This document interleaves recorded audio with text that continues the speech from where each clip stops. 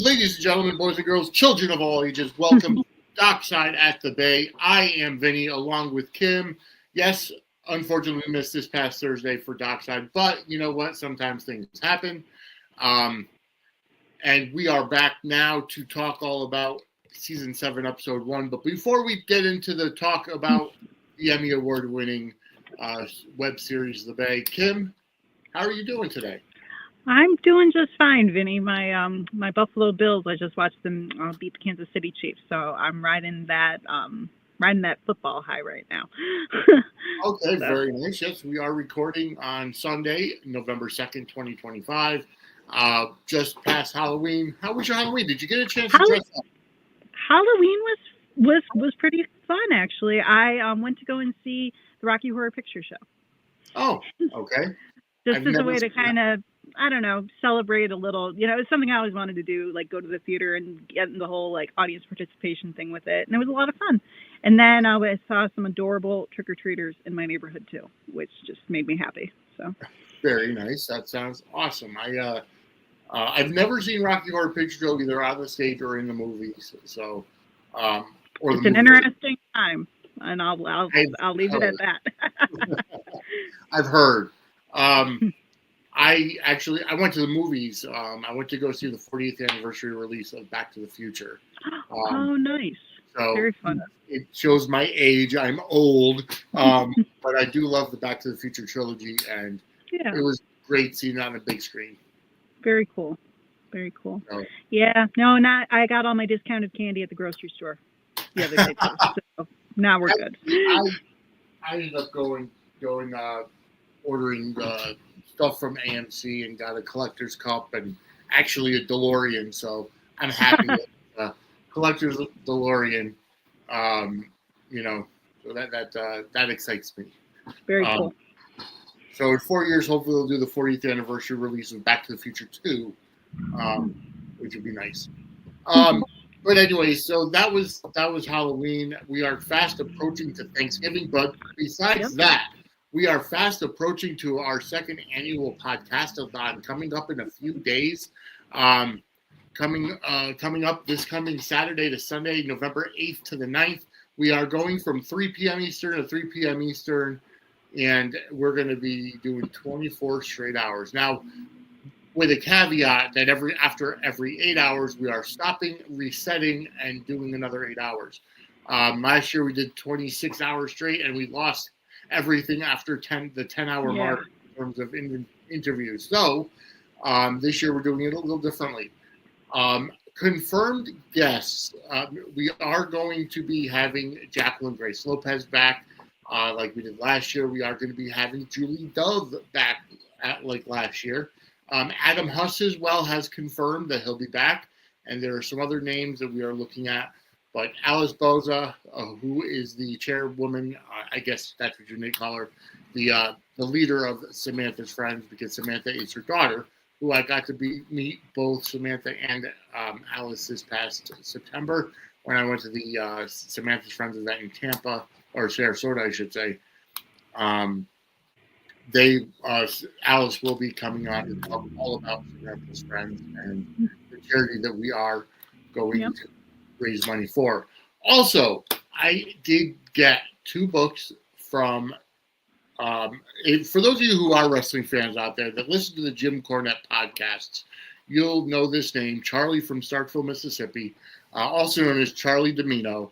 He has written a number of books and a couple of comic books, and he's gratefully donated some books and comic books for us to auction off and sell for the proceeds to go to Samantha's Friends. So stay tuned to our social media, especially our X account, which is at Suds Media on X or suds-media.com on Blue Sky. Stay tuned to those 2 specific social media accounts, and we will be auctioning them off to the highest bidder, and the proceeds will go towards Samantha's Friends. So stay tuned to those as we go forward. With that said, now we do have to get into the Bay. And we actually haven't talked since, did we talk? since the daytime Emmys? Did we talk since? I don't believe we touched base since then. Yeah, no, I don't think we had a chance to chat on the Emmys. So the daytime Emmys happened again this past, it was a couple weeks ago now, Friday night, Mm-hmm. and we may have talked since then, but we didn't actually really talk about it. True. But the Bay actually got shut out this year. Disappointing. But I mean, it has, gotten its flowers in the past. It has gotten recognition and the awards, but it's still disappointing to see it just kind of, closed out of especially when the daytime community is just so small. You would think that, but regardless, we still, Yeah. we know how good it is, and it's got the, Emmys to back it up. So it's, Oh yeah. I suppose it's okay, but it would have been nice to see them, squeak through again and get rack up another award. General Hospital got their fifth straight daytime Yes. drama of the year, which is fantastic for General Hospital. And I was happy to see Paul Telfer come away with it for Best Actor. Yeah, Xander from Days. Lovely human to interact with. I had a chance to interact with him at a fan event not that long ago last year, and just a lovely human, and he put in some fantastic work as Xander on Days. So I was really happy to see that. So after listening to the latest episode of That's Awesome with Stephen Bradford, and of course, for those General Hospital fans know, it's Steve Burton and Bradford Anderson, Jason and Spinelli, they do have their own podcast, and it's a great listen. But they actually broke down and said this year the daytime Emmys were actually combined with the Tech Awards, the Tech Emmys this year. So it was actually kind of strange, some of the nominees for like lighting and set design and costuming and the Secret Life of Orangutans and the Secret Life of, I tell you, if you had Secret Life of in your title, you would have won an Emmy because a lot of them won. But, go ahead.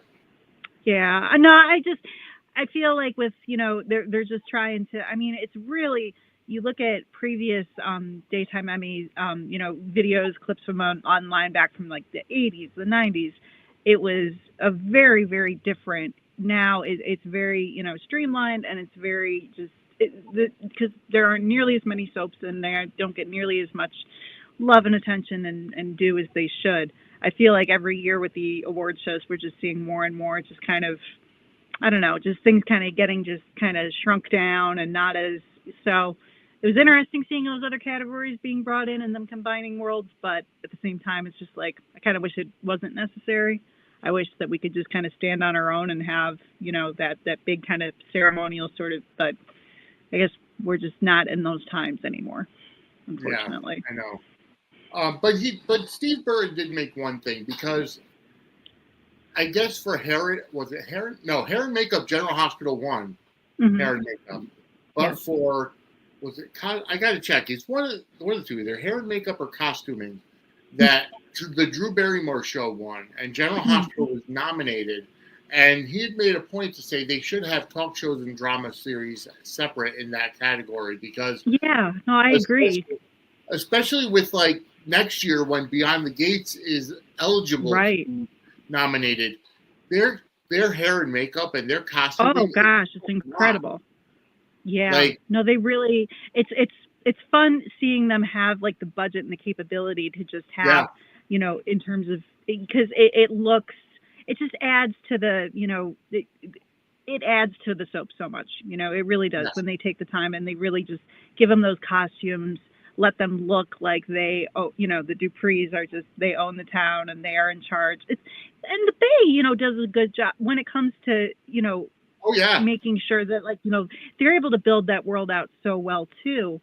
But it's nice to see that reflected, especially, again, I don't mean to be all about Days of Our Lives, but comparatively, you see what's happening with Beyond the Gates and all the love and care that gets shown to those sets, to those costumes. And not to say that the costumes are kind of lacking on Days, but the sets are just, it's kind of sad. I mean, considering some of these couples live in what looks like, they've gone from mansions to what looks like a little one-bedroom apartment. Yeah. So, Yeah, it's nice to see. The Beyond the Gates definitely is able to kind of have that world created, and it'll be Yeah. interesting. Yeah, when they're officially they get to throw their hats in the ring, and we'll get to see what they come away with in terms of the awards and everything. Because I'm guessing it's gonna do pretty well for itself. If I had to guess. Yes, exactly. And we folks, I know we haven't done Gate Crashers in months, and we're gonna get back to it at some point. Right. Kim, Angela, and I are still big fans of Gate Crashers. It got too Absolutely. much on a Monday, and honestly, I've been going through so much of my personal life. As folks have known, I've moved, and I'm literally about a month behind on the gates. So I'm beyond the gates. So I have to catch up. I have a friend of mine who lives in Ohio who's like, "Have you caught up yet? Have you caught up yet? It's so good." I'm like, "No, I haven't. I have to sit down. I literally have to binge like a month." Thank God Well, for it's a fun binge. It's a fun binge. You'll have a fun time once you have the chance to dive back in for sure. Thank God It's for Paramount Plus, and I get ad free. So yeah. touchdown. Yeah. Oh, speaking of which, for those of you who are General Hospital fans, I'm going to talk about this. I did talk about this actually. We're recording for this coming Thursday. Tomorrow night is Suds News, so we did talk about it on Monday. For those of you who have YouTube TV and have lost the ability to watch ABC, Disney, and ESPN because of their contract dispute, I am going to be doing a watch along on our Discord for episodes of General Hospital. I can't guarantee it's going to be every night, but I have Hulu Plus and the ad-free version, so I will announce this. Again, stay tuned to our social media, which is at Suds Media on X. I will announce when I'm going to be doing watch-alongs of episodes of General Hospital on Hulu for those of you who have lost the ability to watch it. I do recommend signing up to Disney Plus or Hulu. No, it's got to be Hulu because Disney Plus version of Hulu doesn't have General Hospital, which is freaking bullshit. Which sucks because there's so much that migrated over there, but not General Hospital. Don't get it. Doesn't make sense to me either. I will start doing watch-alongs. I did one this past Friday for Friday's episode of General Hospital on our Discord. So stay tuned to our social media, and I'll announce when I'm able to do that. All right, we've gone on for about 15 minutes already. We haven't even talked about this episode, which is so. And this episode there was so much happening in it. I mean, I know it was coming off of a crazy finale, but my goodness, they really just knew how to pack a punch. There's just so many scenes and so much intensity. So we got to get into it. We definitely do. That's season 7, episode 1. I've actually switched over to watching on Prime Video because it's not on Peacock anymore. Peacock. Yeah, I'm still on Tubi. I'm still using Tubi. Again, I use Video because I don't like ads, and I can get ad free on Prime Video. So there you go. Yeah, no, I don't have the ad free for Prime, so it's really 6 of one, half dozen of the other for me. Yeah. But Tubi has everything available. It's a nice little platform. Aside from the ads, they're all the episodes are just clearly laid out, easy enough to navigate. But yeah, this one there's a lot going on, and I mean, it just starts out on such a crazy note. I mean, you just see our hero, our boy, just waking up to a crying infant, which is just like, okay, immediately setting the tone. Lots of drama right off the bat. Even before that, they do an entire retrospective of season 6. That's true. And just kind of go ahead and let people know what's been going on. We did get that recap, which definitely comes in handy, especially, given the fact that when this was not that, I had to worry about it because when I was doing my initial watch, all of those seasons had already kind of been released. It wasn't like there was a big gap in between, but there's a lot that folks had to catch up on that happened in the previous season. So they definitely managed to encapsulate all of that. And just, you watch that again and you're just like, wow, they did that, this happened and this happened, and holy cow. Yeah. Now where are they going to go? So, and it ends with what happened in season 6. So now we're getting into season 7, and as you said, we start with Pete waking up to a crying infant, and it's like the nerve of Adam to take Vivian and leave the baby just kind of laying. Especially after it's just been born. It's like but at the same time, you're also grateful that the baby is there with his papa. Yeah. And, at least there's that, but it's just, that entire, and even, when you hear a child crying, it automatically creates like a distress response. So to open on that, just having Pete wake up and hearing just the child cry, it's just like, we're just caught up in that intensity right away. And we're just caught up in all that action.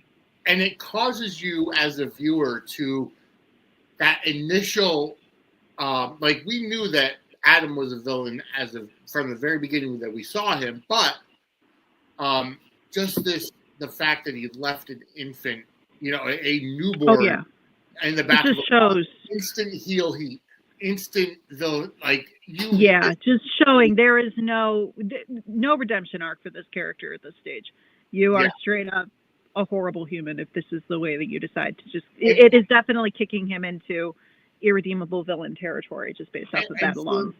For somebody, like obviously breaking the fourth wall, we know that Christos is playing both characters, but the fact that we see such a heroic, him portray such a heroic Pete Garrett.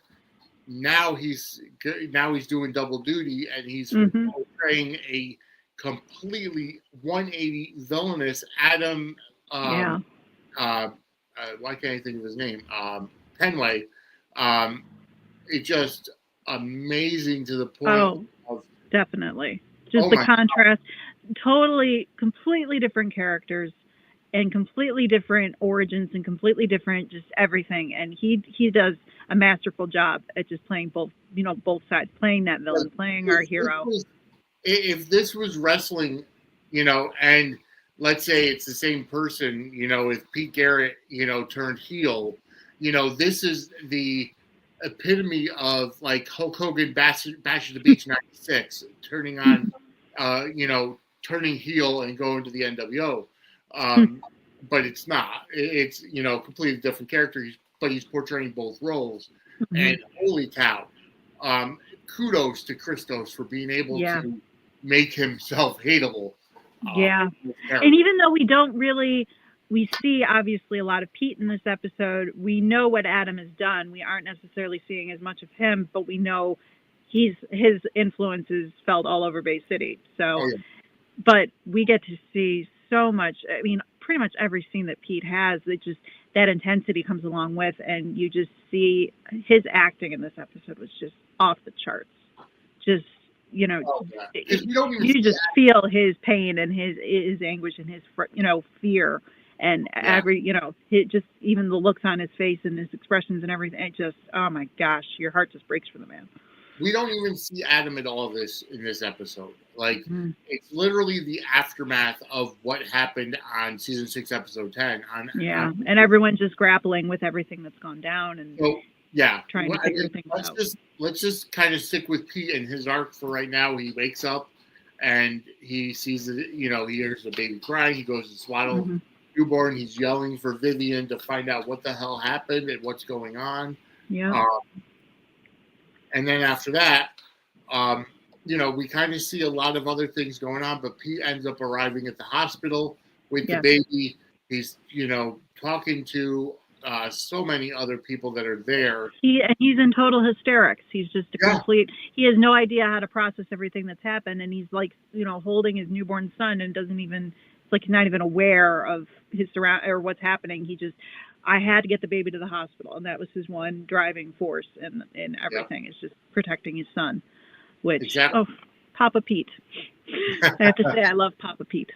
And that makes Pete, as we were just talking about how Adam is just so hated at this point, but that makes Pete all the more beloved because it's like he knows that his wife is missing, but like he's got to take care of the kid first. Like, get that little baby to the hospital, get him looked at, make sure that he's okay, because you never know if Vivian was disappeared and, spirited off. Adam could have easily done something to the baby while Pete was unconscious. Anything could have happened. So immediately even if they're, and plus, newborn child delivered in a car, really, even if under better circumstances when there isn't a crazy supervillain that's involved in, all of it, you got to make sure that the kid's okay and check in on all of that. And the little baby, little cute little guy, full head of hair, big boy. Yes, exactly. All that, but yeah, his running in there and just running into, as he's like holding the baby, he's just getting all of his other news and just getting totally blindsided by everything, and it's just like, oh my god, that scene was so intense to watch. Yeah, no, it was insane and crazy, and just the way that he puts the baby first and is like, you know what, my wife is missing, but I got to get this baby to the hospital. And you see the father bear mode come out, and just all of a sudden, like, he has instantly Christos.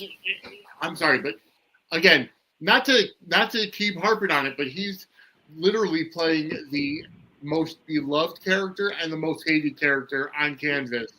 Yeah, like, and you see it in soaps all the time. It's a soap trope. You have the identical twin who, yes. You have Anna Devane and Alex Merrick. Or Adam Chandler and Stewart. Adam Chandler and Stewart. You have John Lindstrom doing Kevin Collins and Ryan. Janet and Natalie. Yeah, exactly. So you have so many.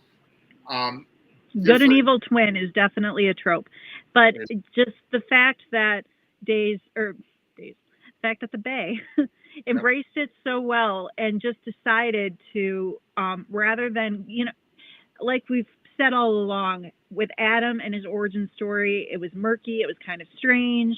We had everything with Tobin, and then we learned about the imposter thing. There's a lot to swallow with the entire character arc, but it's worth it because now that we know exactly what the situation is with Adam, and the opportunity to have Christos play both parts, I think, was totally worth all of the kind of confusion as to where the character, like his origins and where he came from, and then having the that whole journey was worth what we're seeing now on screen. Yes, exactly, and it seriously helps that, and it seriously, and the other thing that I find completely, kudos to the Bay is that these are your top characters, your main event. You know what I mean? Mm-hmm. Like, instead of it being, a bit part like Kevin Collins and Ryan Chamberlain on GH, or somebody who's not the main character, like Anna Devane and Alex Merrick, or Stewart and Adam, or Stewart was a pretty, he was pretty established. I wasn't thinking of AMC at that time, so yeah, no, Stewart was definitely more of like it was. They would show when Adam was especially bad, they'd bring Stewart in and be like, but we love Stewart, and Adam loves Stewart, and that is like Adam's saving grace. So they did, but I totally hear what you're saying when it comes to certain twin arcs and things like that. They don't necessarily, like the bit part kind of thing, character coming in to cause chaos and create crazy, here and there, versus being more of an established twin. With this, he's an established presence at this point. But even not seeing Adam in this episode, he's still there. He's like, he's everywhere because of everything that's just happened. So it's like that presence is still there. And I don't think they could have done that and pulled that off if Christos hadn't been like kind of playing both sort of, it adds to it so much, I think. Yes, you're exactly right. I talked about, wrestling so much because of the heel turn for Christos, so to speak. But if you are a WWE fan and you want to get some cool WWE merch, we are an official affiliate of WWE Shop. So why don't you go over and get some stuff using our code, because we can get some commission. Ladies and gentlemen, Suds and Squared Circle Media is an official affiliate of WWE Shop.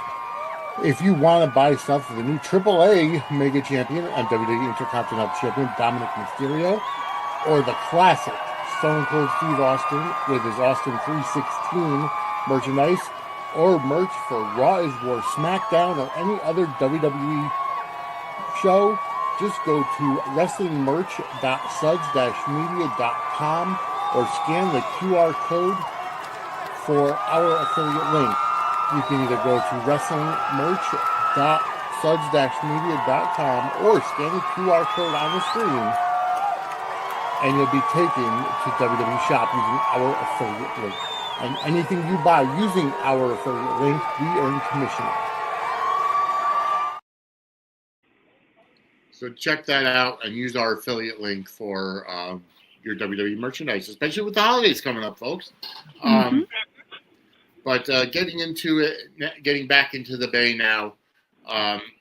Fantastic for Christos for the whole Pete and Adam storyline that we're going into. That's going to be an overreaching arc for the rest of the season. Yep. And we also saw in just kind of moving on to a very small thing. We saw at the end of season 6 that we saw Will show up for Liana's house. Yes.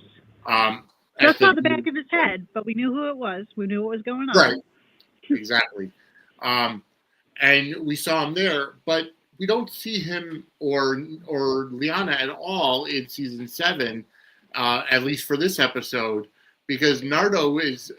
I mean, he's had his lines, but he's showed some passion in this episode. And he calls Lex, and Lex is doing his own thing, and we'll get to that in a little bit. But Nardo calls Lex and says, "Hey, you're going to get me to come out of retirement. I had to send my daughter away to a different place because of what's going on." And Will was apparently tipped off. I mean, they lay a lot of groundwork there. It's a bit of an exposition dump. But it does let us know exactly what's going on with Liana, with Will. It explains, their absence in the aftermath of everything pretty well. Liana needing the protection, and Will, the tip off. It's an interesting way to bring that character back into the fold. So, having clearly he still cares about Liana. But right. We also know that Liana is still on bail from right. Will's still a cop. I know he's maybe been, not in the line of duty since his hospitalization and what have you. And maybe I don't know if you lose your cop license or anything, or if he's on a leave of absence, or how that all worked when he was recovering. But yeah, just an interesting sort of turn of events for him and for her. But Nardo explains it, and then it's just, I had to send my granddaughter away because of all of this, or I had to be okay with this entire thing happening. Now we need to figure this out, and you guys need to get your act together over at the police force. You're what was this line? You're pulling me out of retirement. Yeah. So apparently, I'm wondering if Will coming back and whatever, maybe he dropped the charges. He never really, from what I remember, he didn't even really file them in the first place, because he had said he didn't want to. So, right. Obviously Colton didn't, take that to mean anything, and just, assume, was fully determined to charge Liana and make her pay and everything, even though Will was against it, and it said so. So, right. So I guess now that he kind of came back in the fold, he was able to speak for himself. Yeah, exactly. He could have, as the victim, said, "I'm choosing not to press charges." So that's if he was able to be up at Liana's door and able and willing to help her and do all, then obviously, charges were the furthest thing from his mind. And at least Colton isn't there to speak on his behalf. It's no, Will can stand for himself now and basically say this isn't okay, and I need to help Liana out however I can here, and that's what I'm going to do. Yes, you're exactly right. So we'll see how that comes out. I know that Nardo is, former, obviously a retired cop. And I like seeing him in action mode. I do too. Jumping back on the force. And then when he hears too, he's speaking with Lex and kind of reading him the riot act for everything that's happened, but for Lex to say what happened to Sarah and just, so just plainly and sadly and, just, I can't focus on anything else right now. Nardo immediately understands, all right, where can I meet you? What should we do? He immediately goes into that protective sort of, I can help you. I can't believe you're going through this right now. Let me assist however I can. So he still, even if he's ticked off and confused and frustrated with the situation, he knows that Lex can't, function right now, and that he needs to step it up and help out. So we'll see how that goes as we go forward in the season. But Lex meet me down at the station, and we'll get to some more stuff later on. We'll see what happens with Nardo, but Lex. Yeah, and Lex says he's wrestling with a lot, though. He is. Not just what happened with, obviously what happens with Sarah, but he's also trying to figure out this whole Jensen thing. He's still trying to, figure out that whole thing. There's too much on his mind. Poor man. There's too much going on. Yeah, because obviously we saw that Lex actually proposed to Sarah. Yes. And that sweet little moment. That was such a cute proposal moment, but when he's all just their banter and his charm and just their chemistry together, it's so sweet. So it just makes me miss Tristan Rogers. It really does. It really does. He's such a watching these episodes with him, and we've said it before, but with Jackie Zeman, and as well as the actor playing Jack, just seeing all these faces and knowing they're no longer with us, it really is tough. It's really tough. Lex was always one of my faves, and he's so sweet with Sarah, and it hurts. Yeah. So Lex obviously brings Sarah into, the second scene of the episode is Lex bringing Sarah, into the hospital, and we see a cameo from Real Andrews. It's nice to see him on our screen, but he's taking her back to surgery, automatically gunshot wound to the chest, or the abdomen rather. Stomach. So, they're getting her into surgery. Lex is like, I'm going back there. And, he's like, I'm going back there. And, doctors are like, no, you got to stay out here. You can't go back there. Let us do what we can. He's like, you cannot let her die. And, the doctors are like, and forgive me for not remembering Real's character's name, but Dr. Campbell, but I can't remember the first name. Yeah, but I'm just you've got to do everything, and he's like, we're going to do everything for her. Mm-hmm. Yeah, but he's frantic and he's scared, and it's just a very tough scene. And then you have Sophia and Jack. Obviously, they're there as well. Because he's found out about Sarah, and Sophia is just trying to getting everybody to calm down, just trying to tell her you can't get all worked up, because not too long ago he was in the hospital himself, Jack was, and it's like you can't be. So, but between her interactions with Jack and then also later on with Pete, it's like she's just going around trying to. You can see where Riley gets it from, just wanting to keep the peace and wanting to make sure that. This situation is horrible, but we need to, but Sophia just being there trying to just comfort and support everybody was just, Yeah, you're exactly right. And I like the line that she tells Jack, like, you freaking out or panicking is not going to help anybody. Like, she's just literally soothing, and Jackie Zeman, obviously we lost her, a couple years ago. Or last year, about a year and a half. But her voice and her voice with a Southern twang, which is different from Bobby Spencer, but she just has that kind of voice that's just like calm down, breathe. Panicking is not going to help out, and same thing with Pete. Just like, okay, your mom's in surgery. It's and it's the same thing. She just has that loving attitude. Brings that calm, brings that sort of energy to the situation, and we see that over the course of this season too. I appreciate her presence so much in this, because she just really, the way that you think with that character. I mean, I remember when she was first introduced in the beginning, you see her strutting around trying to take control at the wedding and all of that, and but she's really just in this season. You just see her just so heartfelt and open and just trying to help people, and it's just she's such a gem, and she's so sweet.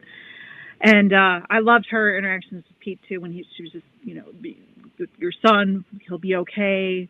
Focus on just bringing out that Papa Pete mode and trying to keep him grounded in that sense was just so touching to see. It really is. And just she's that comfort in the entire episode at this point. Because they're all grappling. I mean, there's so many horrible. I mean, even because we had that whole kind of sequence in the car with Zoe and Avery and RJ and Caleb. Yeah. And they're all also filling us in on everything that's going on, and them just describing the events and everything that took place. It's like almost as a viewer, you need that sort of comfort because you just think, oh my gosh, look at everything that these guys have just been through.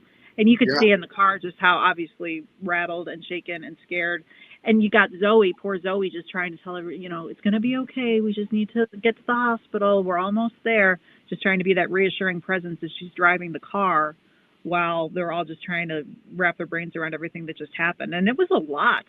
I mean, what they describe, when they, came to and woke up and all of this, I mean, when they relay all those events, which we didn't see we knew obviously what was going on, but we didn't know everything. So they definitely do a good job of filling us in on the horror that they basically experienced. I guess knocking people out with propofol is, Adam's MO. Yeah, obviously. Yeah, it seems like that's the way it's going to be. Well, I mean, his entire team, like Adam was literally just there. Oh, yeah. No.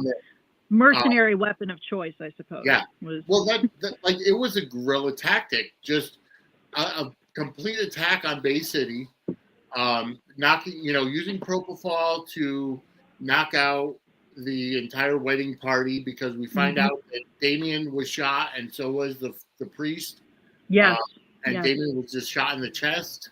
So, we'll see what's going to happen. And not to mention, while they were knocked out, I mean, it wasn't because if they wanted to just kill everybody, they would have just killed everybody. The knockout was strategic because we learned that Daniel is missing. Well, right. And we find out that it seems like it was a coordinated effort to shoot Sarah, who is the Garrett matriarch at this point in time. But also we find out that obviously Pete was knocked unconscious. So clearly Adam spared his brother from killing him, but he knocked him out. He's doing it so that he can torture him and basically going after everybody that he loves. So because I may have spared you, but now you're going to be in for a world of hurt because of me. Right. And obviously we find out that Tamara was also taken. She's nowhere to be found, but Evan was shot. Mm-hmm. They show Evan in the ambulance. They have the parent. Oh, it's the DA. It's the DA. Because you can't see him right away. You just see a dark-haired gentleman on a gurney. You can't tell right away who it is. You wonder if it's possibly Damien, but then, big reveal. Nope, that's actually Evan. Evan was, not spared either. Yeah. So Tamara being taken, who we've never really seen Tamara being that close to the Garrett family, but I think that might have been just like a personal thing for Steve because of everything going on. So it looks like it was the Garretts and the Blackwells that were targeting. Mm-hmm. I mean, because otherwise, it's the Garrett element makes sense coming from Adam, but the Blackwell element makes sense coming from Steve because it looks like our major villains are literally tag teaming this entire thing. And it sounds like Steve is doing it. I think, what did they allude to? That he was in some bunker in Italy? Yes. Somewhere in Venice, working out of there. I'm like, all right, you jump around a lot, bud. Last time we saw you, you were in Istanbul. So, okay. Yeah, because that's the intelligence that Lex gets. Mm-hmm. And, he gets it from one of his deputies or detectives that they find out from Interpol that Steve has kind of been tracked to Italy. Yes, working in a bunker somewhere, something nefarious. Right. And then there was also too, even the interaction at the police station. They did show and I made a note of it. They lingered on one cop in the background who was just standing there looking Yeah. very sus. I And I'm noticed just like, oh, I'm like, okay, that that. could be nothing, or that could be something. You got a mole at the station, some guy that's involved or but they lingered on that guy with that suspicious look for a bit, and I'm just thinking, Well, okay, I'm wondering if that's maybe the guy that tipped off Will, because Could again, be. how is Will, who hasn't been seen in it seems like ages, how is he tipped off to the fact that this attack was going to happen on Bay City? That's fair. I mean, it was an interesting thread that they decided to just kind of add to the mix. Just having that, just to draw more, create more tension and more suspicion and wonder what's going on. And we also have that woman who's kind of, running the show with the reporting back to, just explaining everything with the Interpol and explaining everything with Steve. So definitely, I mean, you can tell at least Lex has some support. Task force. Yeah, part of the task force, exactly. So, but we did get a lot of info all just kind of shuffled at us between, where Steve is and the tip from Will. And a lot of that just kind of thrown at us all at once. It was a little tough to digest, but it helps keep moving things along and, makes everything sort of make sense. But yeah, the whole episode just kind of felt like that. It's just we're getting peppered with all this information and we're just like, wait, that happened to so-and-so? Wait, so so-and-so's disappeared? So wait, it was a lot to just kind of take in all at once. Even on a rewatch, I was just, wait a minute, that happened? Oh shoot, I'd forgotten that. So much stuff has gone on in the aftermath of this attack, and now we're like, this was a very information-heavy show, which obviously being the first episode of the season, and picking up after such a fantastic cliffhanger, and we know how the Bay. It releases it every year. You know what I mean? So exactly. Season 10 now is in the books, but they're still showing the episodes of season 9 on Popstar. So season 10 will be released at some point. I would assume pretty soon. But for season 6 to 7, I don't know what the time frame was of how quickly it was. How quickly after it was released. Yeah, I'm not sure myself. I'm curious. If we get a chance to chat with Mr. Gregory Martin at any point, I wonder if he could maybe shed a little light on that for us and just kind of. You know what? I gotta be honest with you. I feel like season 7 was released maybe when we started Dockside at the Bay, so maybe 2 years ago. Actually, I think that tracks. That sounds about right. So season 8 then was released after that. In season 9. So it could be, they could be on track to release season 10 very soon, because I know that season 9, the Valentine's Day episode, was part of season 9. Yes. And I know I watched like this. I want to say I watched the second half of season 7. So it could have been. I think. I don't know. Well we're gonna get into all of this. Hey, there's a lot of action we got to unpack in this episode too. Trying to figure out exactly when they were airing. I mean, that's a whole other layer. Let's save our brain power for unpacking the episode. No, you're exactly right. But there was a lot of information in this episode.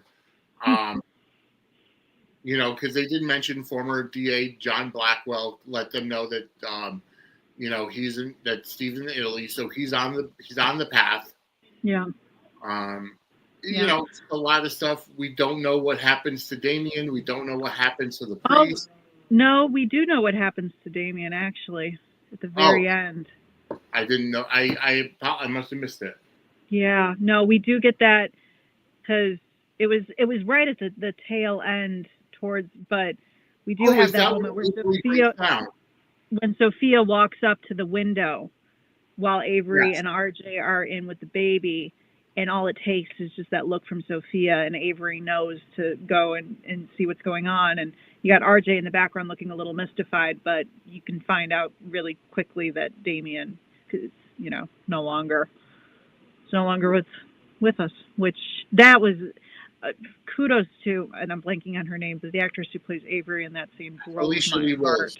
Yes. Well, Oh Alicia my Lee gosh, Rose. that just, because her and Damien, I mean, that relationship, it was a little bit not second fiddle, but they weren't like a primary relationship. But every interaction that they had was so sweet and so lovely. Yeah. And it just, it really was just devastating seeing her reaction to his death. Yeah, no, it really was. So, okay, I didn't pick up on that. No, because at the very end they did a lot of jumping around. They flashed back to like everything that transpired with Pete by the car, because he was but they were showing in real time, like, or not real time, but they were showing what was playing out, so like almost recapping it. But then they like jumped right into also there was something with Dr. Campbell, Will's father, talking about money that he received or some sort of grant money, which was kind of a random insertion, I thought, at the tail end of the episode. He had a Zoom call with that woman, Miss Wagner, I want to say. You know what? I missed it. I got to be completely honest with you. I think what happened was when you texted me and asked and said you weren't feeling good on Wednesday, we couldn't record. I was in the middle of watching it and I stopped. I meant to go back to finish it. Well, I apologize. I'm sorry. I cut you off from some pretty significant little, like, nothing crazy, but it was still kind of an unusual moment. It was just towards the tail end of the episode after, and there was kind of a funny moment too at after Pete does his little bit of recapping and flashes back to everything that went down at the car, and he's explaining it all to Lex. He says like something about Adam watching that, and Lex was like, well, that's kind of creepy. But just the way that he said it, Tristan Rogers, the way he delivered that line, it slayed me. It made me miss him all the more. It was just so funny. He's like, that's kind of creepy. Because it was. I mean, just watching it all play out. But not long after that moment, though, we did have it where Dr. Campbell is Zoom chatting with a woman who I don't think we'd seen before. Unless I missed just a brunette named Miss Wagner. Apparently the hospital's getting some sort of money. But also just kind of like, why is this happening? Why are we seeing this woman? What's going on here? So I'm going to have to finish. It was just, it seemed like innocuous. It seemed just like, oh yeah, we're just giving you, the hospital's earning some money. Cool. Yeah. But it was a detail. And I kind of forgot where it goes or what it leads to, but I made a note of it. And then we also had, just with the very, very end, obviously, because Sarah being shot in the gut, and that whole, all of a sudden, we get the vitals crashing and, heart rates dropping, CPR, whole 9 yards.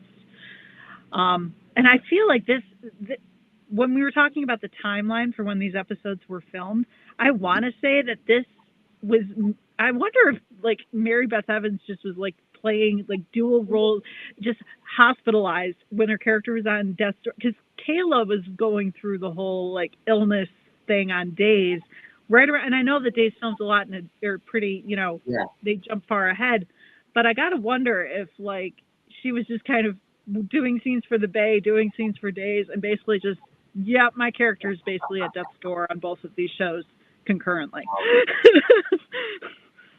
So, but yeah, that was kind of a scary way to, end the episode, because it does show like it flashes very quickly to just a hallway at the very, very end, and you see Sarah and someone standing there, and then fade to black. I did see that. Yes, I did see that.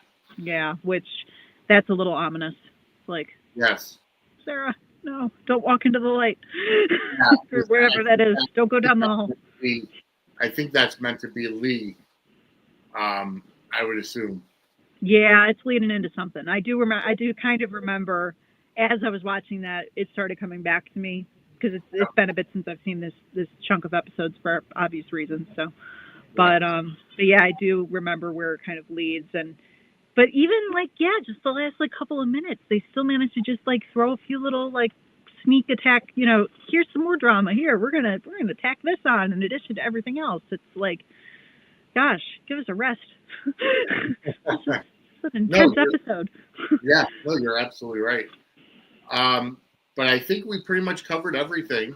Yeah, I think so too. I was just going through the rest of my notes, but I think one line though that I just, when Pete is kind of rehashing everything to Lex, Mhm. Oh, and when he also just has this kind of when Pete learned about what happened to Sarah, and he's just like, "Where is she? Where is she?"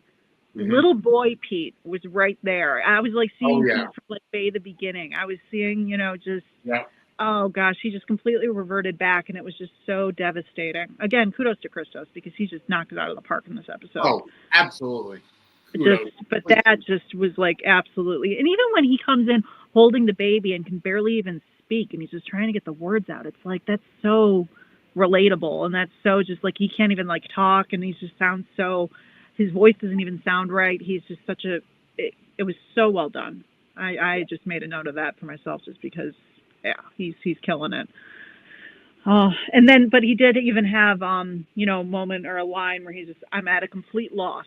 And it's like, yeah, that's kind of how that's kind of where we're Yeah. at too. Just Exactly. with everything that's gone down. That was like, speaking for the audience almost. I'm at a complete loss. No, you're exactly right. Exactly. But I mean, that kind of wraps up this episode. Just a jam-packed episode. I can't wait for the rest of season 7. If episode 1 sets the tone for the rest of it. Absolutely. But folks, just a reminder, in 2 days, starting this coming Saturday, the 8th of November at 3 p.m. Eastern, we are going to be podcasting for 24 straight hours to raise money for Samantha's Friends. Remember, the link is in the description to donate now. You can donate. I'm challenging everybody to donate to double the charity donation that we donated last year, which was $350. So this year I'm challenging everybody to donate $700. Did talk to Angela. She said she's going to do a GH themed Zoom Friday night to perhaps also raise money for Samantha's Friends. So I'm not sure how that's if that's going on, but stay tuned to all of our social media channels, and we will keep you all posted for all the stuff that's going on this coming weekend as we go to raise money for a fantastic charity, Samantha's Friends. But we are out of time for today. Kim, where can everybody find you? So can't talk. Sorry. Misfit 8690 on Twitter and a Little Misfit 52 on YouTube, and it's Instagram as well. Even though my Instagram profile, I don't know, not the most active, but that is my handle there. Feel free to reach out to me about soaps. Feel free to chat with me about soaps and whatever strikes your fancy. All right. And as always, I am on Facebook and Twitter at Vinny Suds. At Suds Media is our network for our Network X account that I use a lot and use mostly. However, Suds and Squared Circle Media is also on Facebook. On Instagram and Threads, it's at Suds and Squared Circle. On TikTok, it's at Suds_media. But for everything, you can visit our Linktree, which is linktree.com/sudsmedia. But also go to suds-media.com, which brings us to our YouTube channel. And if you're not subscribed, you should be. Hit that subscribe button and turn on those notifications bells. We are currently sitting at 436 subscribers, so we are less than 75 away from that 500 to help us get monetized and help us grow our network. So go on, again, suds-media.com brings us to our YouTube channel. We are doing some revamp of our merchandise, so that'll stay tuned for that over the coming weeks. But again, for everything Suds and Squared Circle Media related, go to suds-media.com. All of our sponsors are listed on our Linktree, which is again linktree.com/sudsmedia. So check all that out. But folks, we will see you this coming Saturday and Sunday for a 24-hour podcast-a-thon to raise money for Suds, for Samantha's Friends. So very exciting. Looking forward to it. Yes, I am looking forward to it as well. So for Kim, I'm Vinny. We will see you very relatively soon for the podcast about. We'll also see you next week as we go dockside at the bay. Have a great night, everybody. Take care, everyone.